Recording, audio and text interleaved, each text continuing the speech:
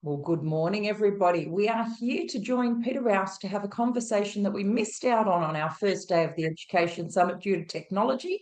Thank you very much.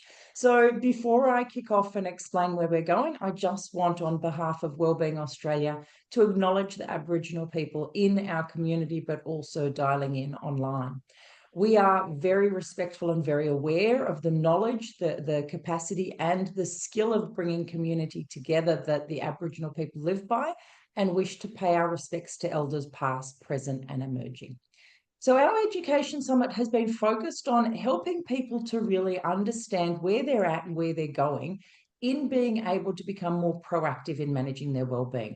Education is far more complex than it ever has been, as is every other industry. So many of the conversations that we've had throughout our summit, and definitely the one today, will cross over various industries. So we hope that those of you dialing in today are really seeking to understand a better framework of what is important to leaders today. So I do welcome our speaker today, Peter Rouse. Peter, welcome. Thank you, Catherine. Good morning to you. Good morning, listeners. And your conversation with us today is all around leadership, that purpose, the people that we have, and that performance and that interface between it. I think it's such a topical conversation around leadership and well-being, and we often bounce it around, but I don't find there's many tangibles, and you have the gift of tangibles for us today. So before we kick off, can you just give a little bit of background to those who are dialing in as to who you are and what your experience is? Yes, absolutely, Catherine. Good morning, everyone, or good afternoon, or good evening, depending when you're watching or listening to this today. My background is in education. I have worked for the New South Wales Department of Education for about 30 years as a teacher, head teacher, deputy principal. I was also one of the founding principals of the New South Wales School Leadership Institute, which is a body within the Department of Education that provides induction and professional learning and development programs for the tens of thousands of teachers that sit within our workforce that expands across New South Wales. Currently, I'm a Director of Educational Leadership in the Liverpool area in southwestern Sydney, which essentially, for those who don't know what that role is, I have 22 schools, 8,500 students, over 1,000 staff that I help the 22 principals manage, lead, develop leaders, and we basically problem solve our way through the day. So as Catherine said, education definitely has become a very complex place. The way I like to describe it is it's always complex and often ambiguous, but I also do quite a bit of leadership work across different sectors as well.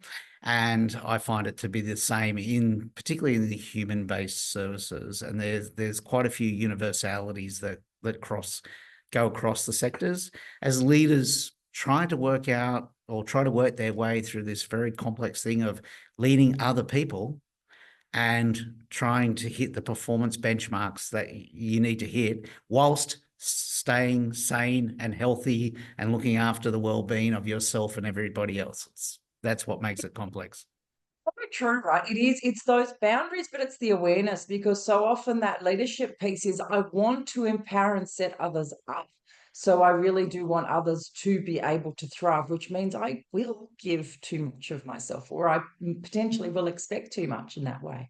Yeah, absolutely. And I suppose it's a journey that many of us have been on, is to try to find the wand that's going to solve it all, or the silver bullet that'll solve it.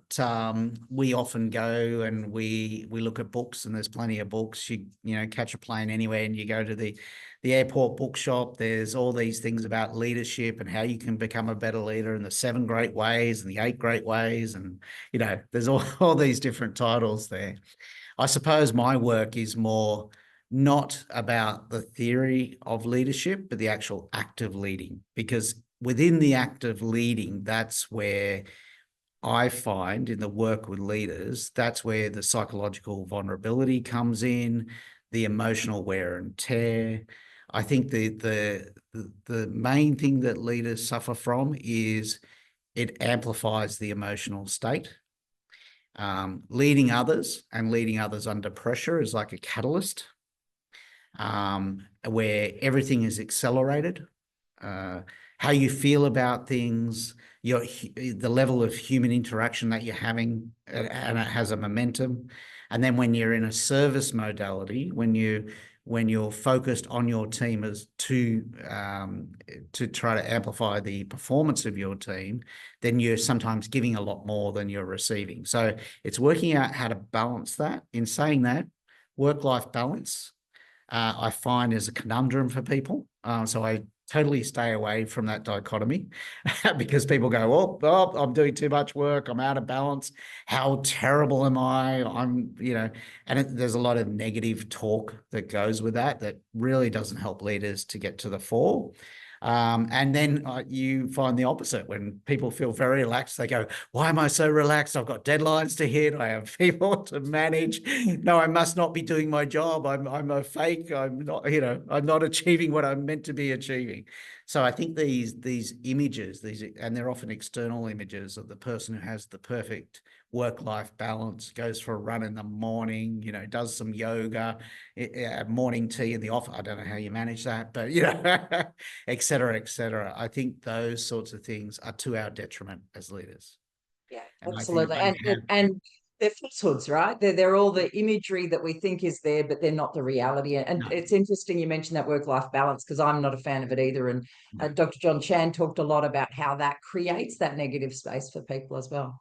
So I'll let you give us your perspective. What is it that you've learned throughout this? You've obviously got great perspective across a range of different leadership styles, organizations within the department, especially because each school is its own unit and its own dynamic and its own culture. So Yeah. what have you learned? Yeah, and each team, each small group of people, each microcosm, all the way up to a massive system that, our system serves 800,000 children. It takes you 3 days to go from north to south and east to west, to see all the schools. I think what I've learned is some of the greatest resources are actually inside of us. So let's go down that path, Catherine. I think we'll go down that path and we'll see what we discover as we go along the way. Perfect. So what I would ask of everybody is, if you're in a safe space, not if you're sitting in traffic, particularly peak hour traffic, don't close your eyes. But if you're in a safe space, close your eyes. If not, look in a different direction. And I want you to draw back and think about the best team that you ever worked with. The absolute gun team. And you may be working with that team now, and hallelujah, well done. Or it may be a team that you worked with in the past. And I want you to think about the key characteristics, or describe that team. We'll just pause for a moment while you do that. Just about to say, give me a second, because that's actually a great question.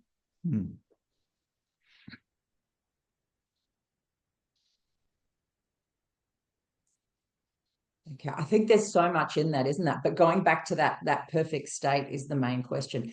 Can I share mine? Just because. Yeah, absolutely. And we're doing this cold. I haven't taken you through this, so let's do it. So to me, and I reflect on it, I had this wonderful moment, and I've had the privilege of leading a lot of different people over different times. And there was one particular team, and I think it was critical to me because it was at a pivotal point that I had 3 young children. And so as a leader, I was juggling quite a lot and going through the growth space in myself of what that leadership looked like for me. What I think what was critical to that team feeling like, and it was the highest performing, but more importantly, it was the most connected. We got each other. The most important thing was we trusted each other. So we saw each other. We recognized those values of what each person brought to the table. And so there was this real level playing field. Yeah. But that trusting each other and seeing each other.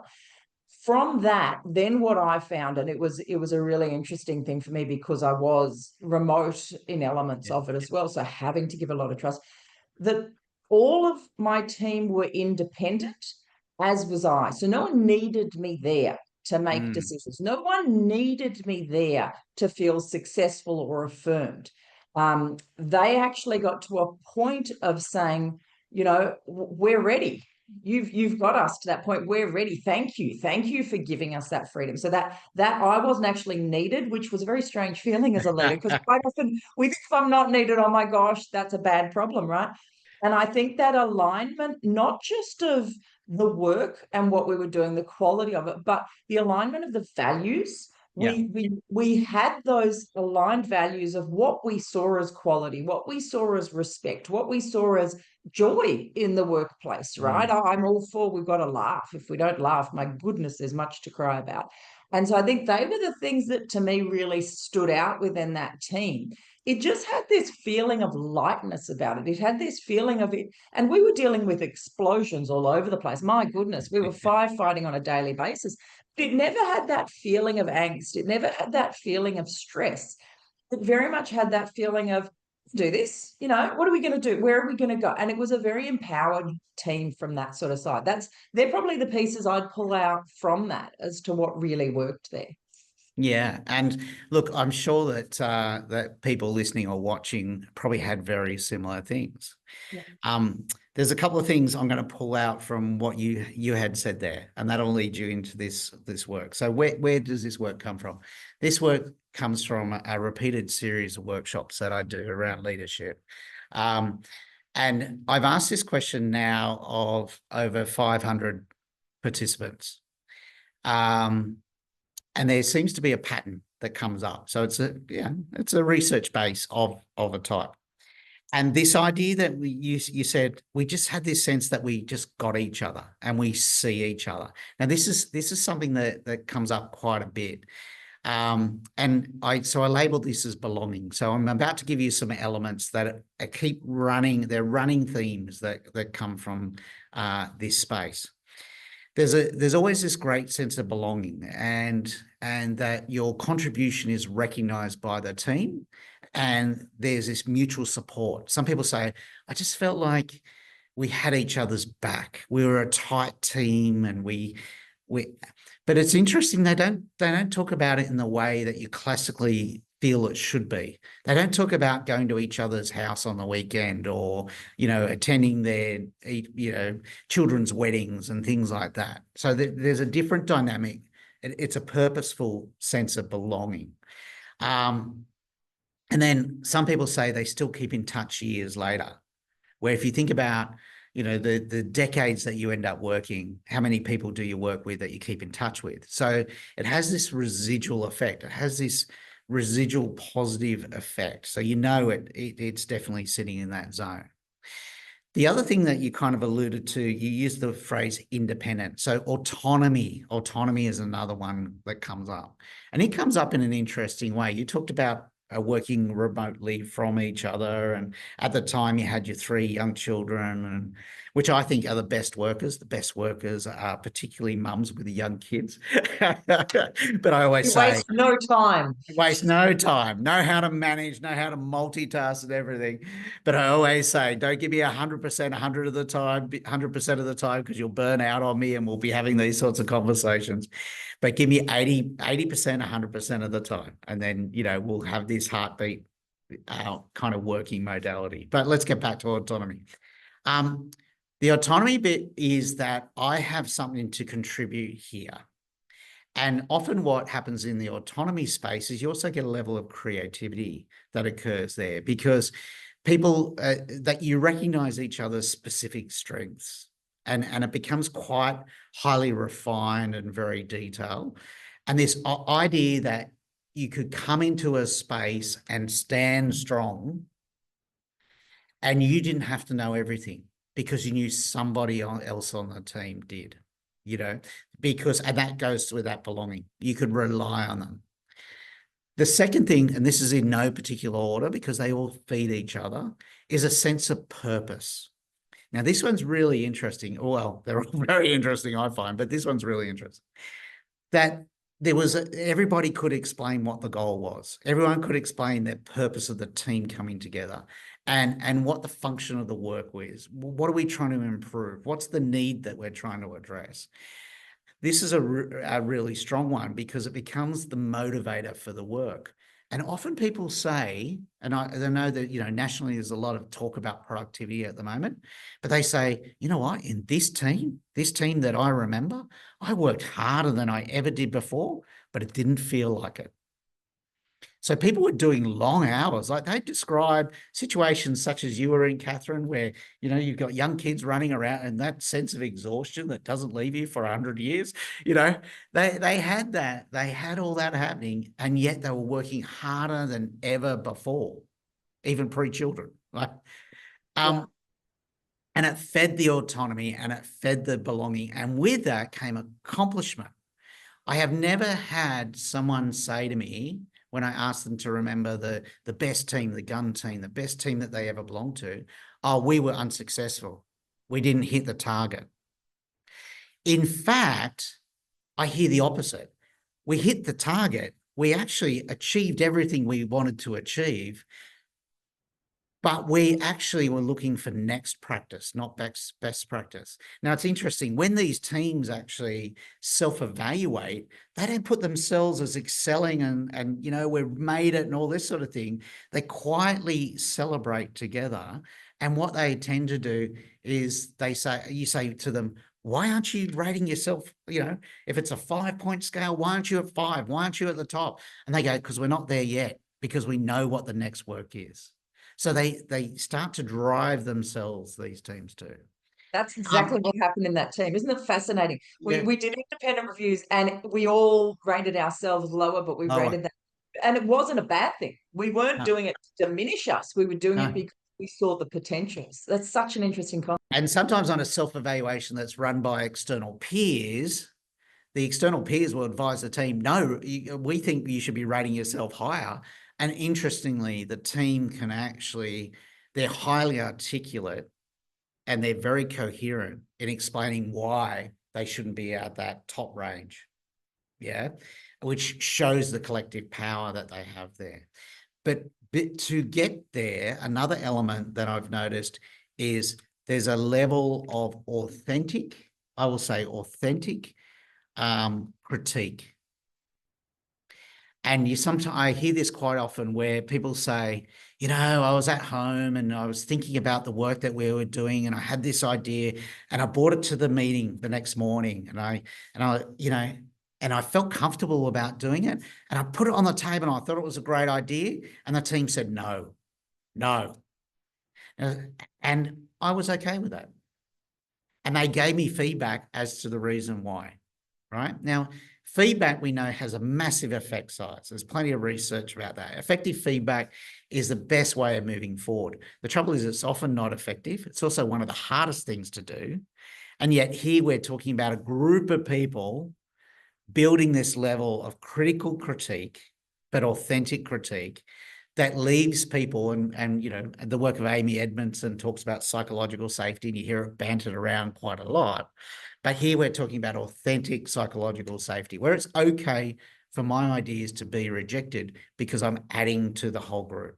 And then this gets me to the last one.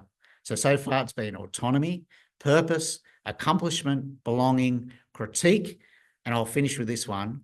There's a very strong sense, and this is probably why it stays with us for a long time. Some people have these memories that go back decades. I wish they were sooner because it meant they had joined many, many good teams. But, and it's this self and collective efficacy. So there becomes this harmony that occurs where I feel as I get a sense that I'm adding value, and in adding value to the group, then I'm adding value to myself. And that's why the critique does work. That's why I do feel like I belong. That's why I do feel autonomous and empowered in this space as well. And there's also a collective efficacy. As a group, we are making a difference, and that's feeding the dynamic of the group. Now, these things, autonomy, purpose, accomplishment, belonging, self and collective efficacy, and critique come up time and time again. And so I've decided to name it because it's important to name the band, Catherine, because you have these memories or you have these experiences. And if you name them, you're better off working out what they are And not only that, for leaders to recreate it, because this is the team I want to recreate with every team I get. And so I've appropriated a Welsh word, and I apologize to any Welsh-speaking people on the line because I might just butcher this, and it's called Cynefin. And if you Google Cynefin, Cynefin, it essentially means a place where you feel just belonging. You feel as though it's the place. Like a place in nature. If you go for a bushwalk or go camping, it's just you feel as though that's where you should be. Yeah. It's that absolute comfort space. It's the Yeah. centering where you're not trying to be anything. You're No. just in your way, Yep. right? Yep. You're in the zone, you're in the flow. You know, we hear about these things all the time. So if your memory, and this is where we do have the resources inside us, if you have a memory, and I haven't met a leader who has not had a memory, even an early career leader, even leaders who are aspiring to leadership and haven't even led a team yet, have memories of Cynefin, a team that they can label as Cynefin. Then really, if it gave us such joy, but also such high productivity and such growth as an employee, as a professional, just as a human being, then surely the greatest purpose that a leader has is to recreate Cynefin with the team that you have right now. That should be the mission, because really that's a gift. It's a gift of love in many ways. Yeah. And from that, leaders who talk about leading a team, because this is the other part of it, I asked you belonging to a team, but leaders who lead a team where Cynefin happens, that is a memory. And that is an efficacy piece. That is, I added value to this team and they gave back to me, because I know I've experienced that in my career quite a number of times. Don't you think that also means that the work, no matter how challenging or whatever, it's easier? So something Yeah. that I hear from a lot of leaders at the moment is we don't want to have those conversations. We don't want to talk about the elephant in the room. We don't want to challenge people because everyone's in a vulnerable state in that. But if we're already in that state of conniption, people are open to it because they're feeling present. They're feeling comfortable to be vulnerable. Like you said, you're sharing your feedback, me bouncing ideas around. We're all coming with that same confidence and comfort. So there's no risk in that space. No, and the other thing is, yes, there is this sensitivity. There is this sensitivity that sits around, particularly since COVID, and we talk about during COVID, we had to support and manage people. It was a hard time. Yes, it was a hard time. It was a hard time. And then we had to come out of it, and we still had to support people, and people talked more about mental health and all that. Yes, yes. But once again, this is not a dichotomy. This is not a dichotomy, because those sorts of conversations throw leaders and managers into the space of actually, I need to stay in this relational space. I need to, so we get stuck in this idea that we need to care and nurture for people.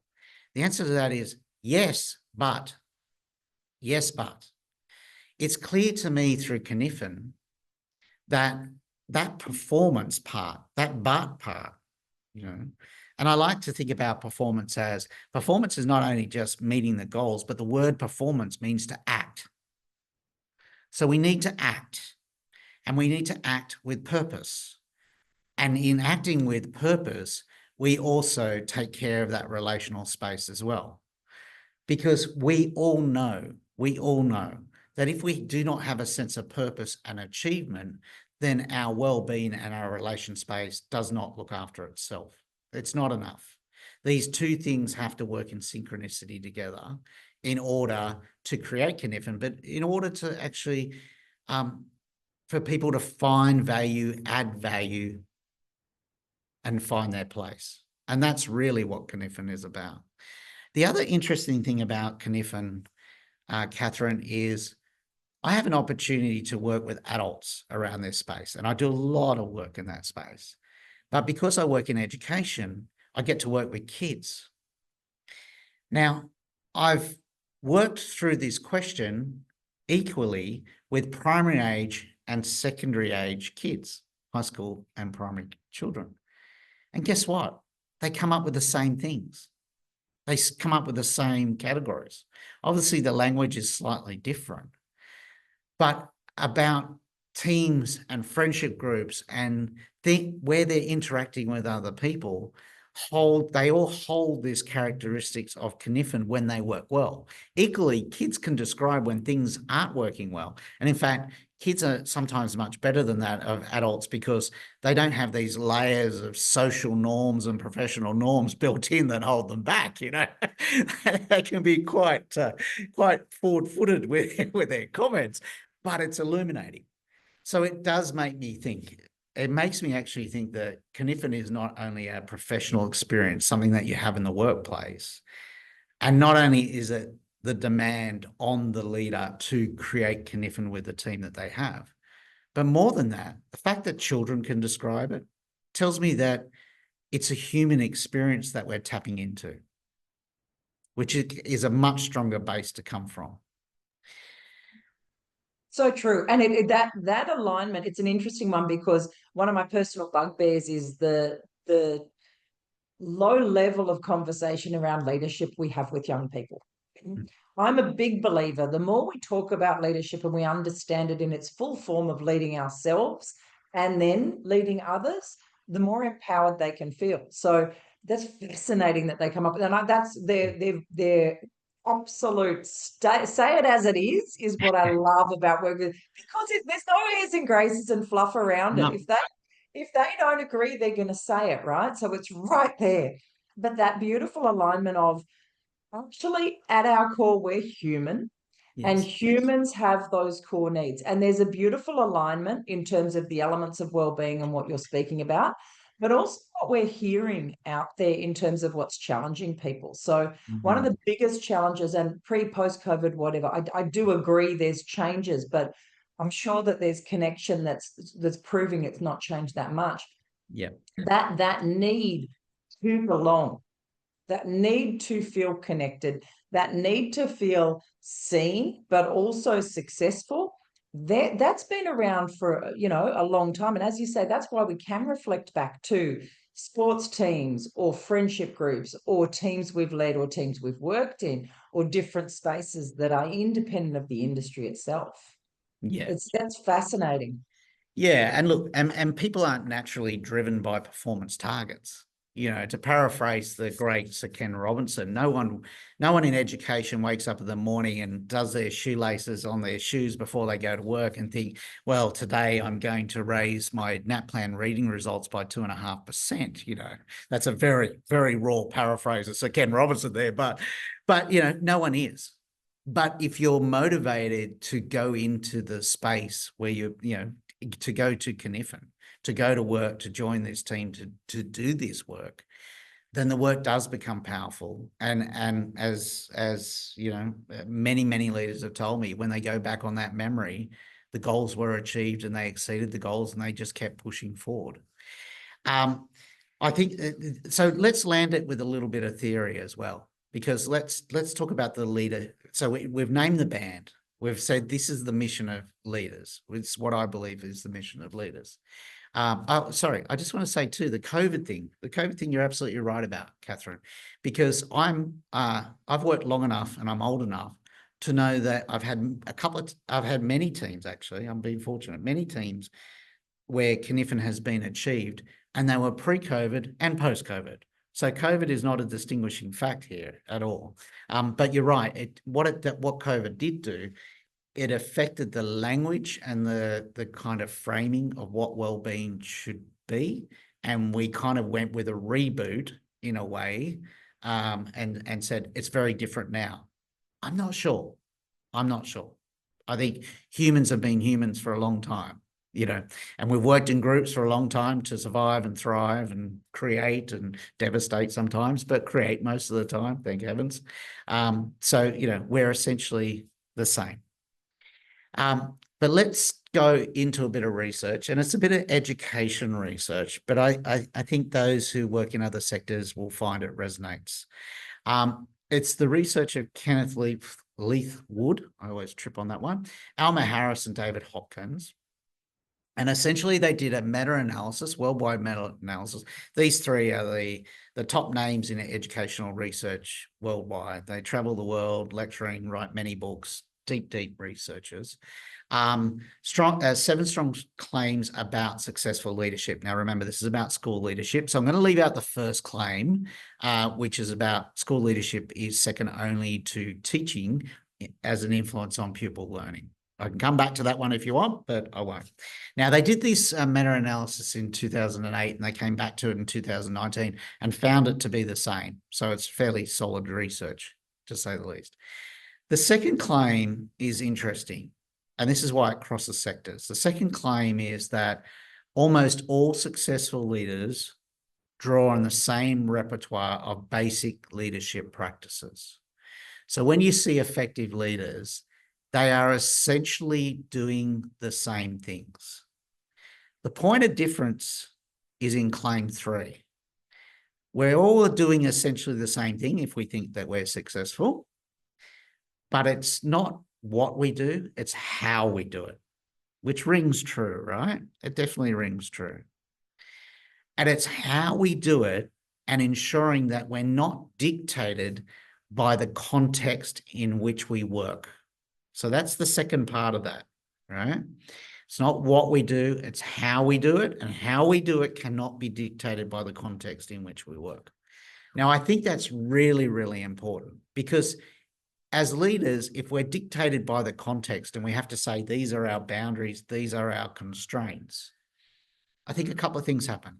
One is we just reproduce, we don't innovate and create. We don't advance anything. We just say, these are the boundaries, these are the rules by which we have to play, and we can play within the rules and still be creative. People have been doing that for millennia. But not only that, we put limitations on our team and the potential that could come from our team. And so in doing so, we close down Cynefin straight away.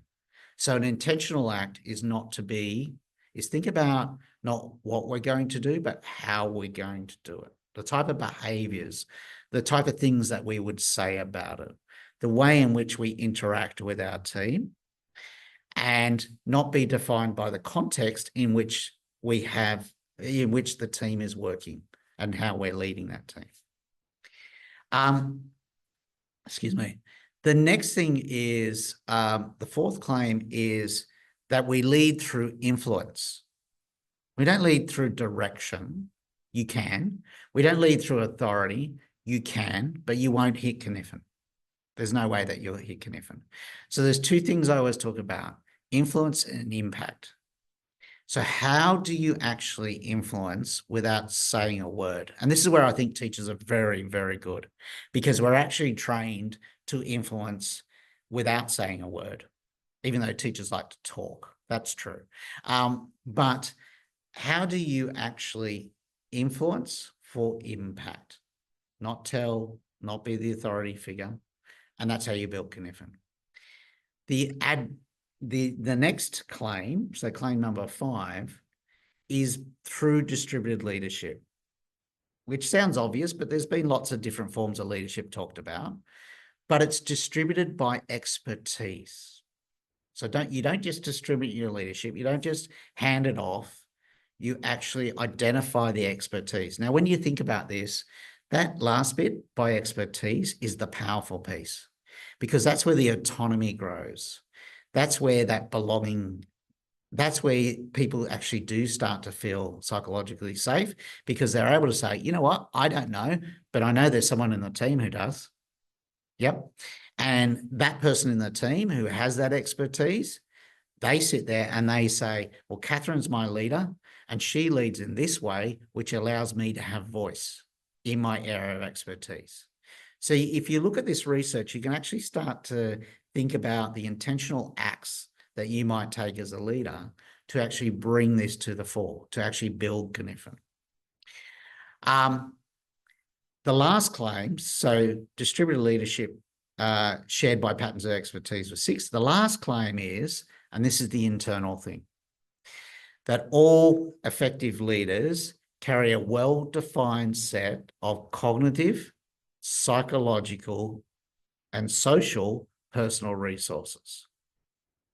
So when I work with leaders, Catherine, the work that I find I do the most is about leading self. That's where I tend to do most of the work. That's so true. Yeah. The disappointing thing is when I do that work, even with leaders who have been in the field for 20 years plus, they say, I haven't had enough of this. It's not there. That Yeah, sort I of agree. professional development's not there. That's the most common piece of feedback I hear from people Yep. is when doing a whole heap of things, as you know, it's I don't ever get to stop and look at me. Yeah. Yeah. So we're expecting all these things. And I beg to say that's at all levels across organizations, right? Because we're always talking outward. The difference with education, and this happens in other sectors as well, is we're so focused on pedagogy in the classroom and as you say, did I get that increase in that plan that I was looking for in that? And it doesn't drive us. Yeah, it doesn't. No. It's a bit of the, yeah, that's what we're doing, but it's not the how with the language, the heart and the words. The words is so powerful in it. So it's such an interesting point. That's right. And look, if there's anybody watching or listening who is waking up in the morning thinking I'm going to increase today, I'm going to really focus on increasing NAPLAN reading because that is my lesson for today, I'd say go for it, do it.